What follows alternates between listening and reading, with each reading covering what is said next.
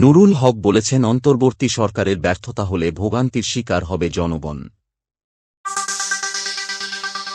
বাফুফে সভাপতির পদে প্রার্থী হচ্ছেন তরফদার রুহুল আমিন। বাংলাদেশে সংখ্যালঘু নির্যাতন আসল নয়, সবই নাটক বলেছেন মামুনুল হক। গাজীপুরে 15 দিন পর পরিস্থিতি স্বাভাবিক, পুরোদমে চলছে উৎপাদন। অনলাইনে লেখালেখি করে মাসে 2 লাখ টাকা আয় করছেন কলেজ শিক্ষক মোস্তাফিজুর। এতক্ষণ শুনছিলেন শিরোনাম, এবার বিস্তারিত।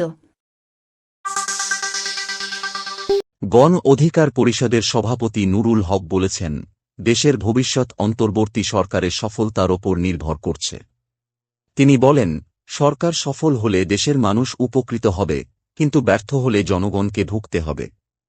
এই মন্তব্য তিনি দেশে বেকারত্ব মহামারী নিরসনে অন্তর্বর্তীকালীন সরকারের কাছে বাংলাদেশ যুব অধিকার পরিষদের 7 দফা প্রস্তাবনা শীর্ষক আলোচনা সভায় করেছেন। সভায় গোপালগঞ্জের হত্যাকাণ্ডে জড়িতদের দ্রুত আটক করার দাবি জানান তিনি। গণ অধিকার পরিষদের সাধারণ সম্পাদক রাশেদ খান বলেন, আওয়ামী লীগকে পুনর্বাসন করে রাষ্ট্র সংস্কার সম্ভব নয়। বাংলাদেশ যুব অধিকার পরিষদের সভাপতি মঞ্জুর মোর্শেদ মামুন তরুণদের মুক্তির লক্ষ্যে 7 দফা প্রস্তাবনা উত্থাপন করেন। প্রস্তাবনায় বৈষম্যমুক্ত চাকরি, কর্মসংস্থান, শিক্ষা এবং আইসিটি সেক্টরে দক্ষতা বৃদ্ধির মতো বিষয় অন্তর্ভুক্ত করা হয়েছে। বাফুফের নির্বাচনে সভাপতি পদে প্রার্থী হওয়ার ঘোষণা দিয়েছেন ব্যবসায়ী তরফদার রুহুল আমিন। কাজী সালাহউদ্দিনের প্রার্থী না হওয়ার ঘোষণার 24 ঘণ্টার মধ্যেই তিনি এই ঘোষণা দেন। ঢাকার একটি 5 তারকা হোটেলে সংবাদ সম্মেলন করে তরফদার আনুষ্ঠানিকভাবে নিজের প্রার্থিতার কথা জানান। গত নির্বাচনে প্রার্থী হতে চাইলেও তরফদার শেষ পর্যন্ত নির্বাচন করেননি। এবার তিনি ফুটবলের বর্তমান অবস্থা নিয়ে উদ্বেগ প্রকাশ করেন এবং ফুটবলের উন্নয়নের প্রতিশ্রুতি দেন। তিনি বাফুফের বর্তমান প্রশাসনের কাজের সমালোচনা করে ফুটবলকে সারা দেশে ছড়িয়ে দেওয়ার পরিকল্পনা তুলে ধরেন। তরফদার অভিযোগ করেন, 2020 সালে তাঁকে নিয়ে চক্রান্ত করা হয়েছিল এবং তাঁর ব্যবসায় ক্ষতি হয়েছিল। তিনি নির্বাচিত হলে ফ্র্যাঞ্চাইজি ফুটবল শুরু করার আশ্বাস দেন। সংবাদ সম্মেলনে বিএনপির ক্রীড়া সম্পাদকসহ বেশ কিছু ফুটবল ব্যক্তিত্বও উপস্থিত ছিলেন। বাংলাদেশ খেলাফত মজলিসের মহাসচিব মামুনুল হক দাবি করেছেন, বাংলাদেশে কখনোই প্রকৃত সংখ্যালঘু নির্যাতনের ঘটনা ঘটেনি, সবই ছিল নাটক। তিনি বলেন, এই নাটকের মূল কারিগর ছিলেন শেখ হাসিনা ও তাঁর সহযোগীরা। এখন শেখ হাসিনা দেশে না থাকায় এ ধরনের ঘটনা ঘটছে না। আজ পঞ্চগড়ে এক গণসমাবেশে মামুনুল হক এসব কথা বলেন। তিনি বলেন, শেখ হাসিনা নেই, তবে তাঁর সহযোগীরা এখনও দেশে আছে এবং তারা আগস্ট বিপ্লবকে ছিনতাই করতে চায়। দেশের জনগণকে সজাগ থাকার আহ্বান জানান তিনি। মামুনুল হক আরও অভিযোগ করেন, শেখ হাসিনা 15 বছর ধরে দেশের মানুষকে কষ্ট দিয়েছেন এবং হাজারো মায়ের বুক খালি করেছেন। তিনি বলেন, শেখ হাসিনার কর্মকাণ্ডের জন্য তিনি জনগণের অভিশাপ থেকে রক্ষা পাবেন না।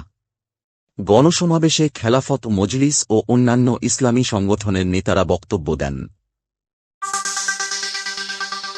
গাজীপুর শিল্পনগরীতে টানা 2 সপ্তাহের শ্রমিক বিক্ষোভ ও অস্থিরতার পর পরিস্থিতি এখন স্বাভাবিক হয়েছে।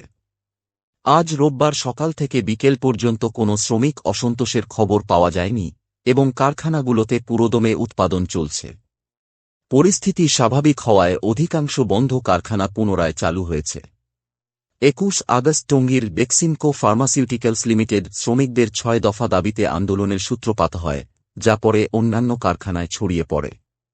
1 সেপ্টেম্বর থেকে আন্দোলন তীব্র হয়, যার ফলে বেশ কিছু কারখানায় হামলা ও ভাঙচুরের ঘটনা ঘটে এবং অনেক কারখানা অনির্দিষ্টকালের জন্য বন্ধ ঘোষণা করা হয়। গাজীপুর শিল্প পুলিশের পুলিশ সুপার জানিয়েছেন, আজ কোথাও কোনো বিশৃঙ্খলার খবর নেই। শ্রমিকরা স্বাভাবিকভাবে কাজ করছেন এবং কারখানাগুলোর সামনে নিরাপত্তা নিশ্চিতে পুলিশ মোতায়েন রয়েছে। গাজীপুরে মোট 2633টি নিবন্ধিত কারখানা রয়েছে, যেখানে প্রায় 22 লাখ শ্রমিক কাজ করেন। আজ সকালে বিভিন্ন কারখানায় দেখা যায়, শ্রমিকরা দলে দলে কাজে যোগ দিচ্ছেন এবং কোথাও কোনো বিক্ষোভ নেই। বন্ধ 8 কারখানার মধ্যে 4টি আজ চালু হয়েছে, এবং বাকি কারখানাগুলো পরিস্থিতি স্বাভাবিক হতে শুরু করেছে। মোস্তাফিজুর রহমান 5 ভাই ও 1 বোনের মধ্যে দ্বিতীয়, ছাত্রজীবনে গৃহশিক্ষক হিসেবে আয় শুরু করেছিলেন। 2004 সালে শিক্ষকতা পেশায় যোগ দিয়ে এখন সুনামগঞ্জের ধর্মপাশার বাদশাগঞ্জ ডিগ্রি কলেজে ইংরেজির প্রভাষক। তিনি মাসে গড়ে 2 লাখ টাকা আয় করেন ফ্রিল্যান্স আউটসোর্সিং কাজের মাধ্যমে। 2016 সালে সৃজনশীল লেখালেখির প্রতি আগ্রহ থেকে ফ্রিল্যান্সিং শুরু করেন। 2017 সালে আপওয়ার্কে কাজ শুরু করেন, কিন্তু নীতিমালা না মানায় প্রোফাইল নিষ্ক্রিয় হয়। পরে ব্লগ লিখতে শুরু করেন। নেত্রকোনায় 1 বছর থাকার পর 2019 সালে বিয়ে করেন। তিনি এখন দুবাই ভিত্তিক একটি অটোমোবাইল প্রকল্পে মান নিয়ন্ত্রক হিসেবে কাজ করছেন। যদিও লেখালেখি থেকে আয় ভালো, 90% লেখায় তাঁর নাম থাকে না। শিক্ষার্থীদের ফ্রিল্যান্স লেখালেখিতে উৎসাহিত করছেন মোস্তাফিজুর।